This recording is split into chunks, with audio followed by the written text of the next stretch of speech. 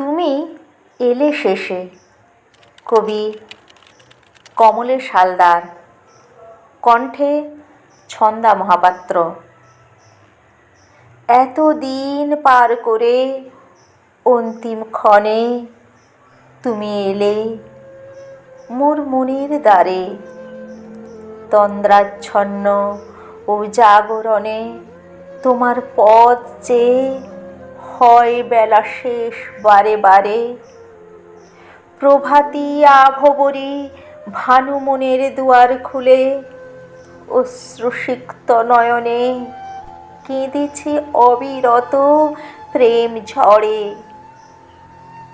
দক্ষিণা বাতায়ন অবাক দৃষ্টিতে অদৃশ্যমান তুমি। হৃদয়হীন ক্ষত বিক্ষত করেছ মোরে। বিধ্বস্ত হয়েছে এ মন ব্যাকুল ঘন বানে। এই নির্মম পরিহাস বুঝি নিয়তির টানে?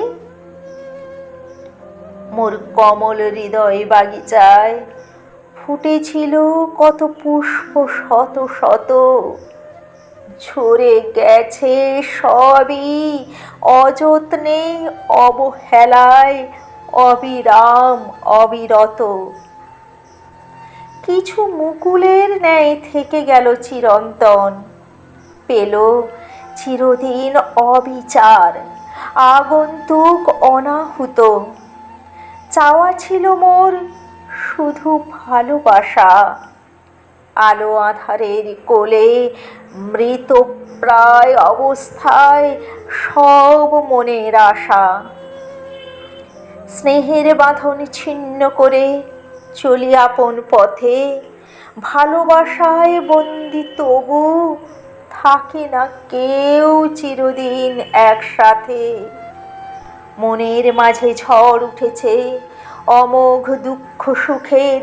জোয়ার ভাটার দোলা চলে ঘাত প্রতিঘাতে।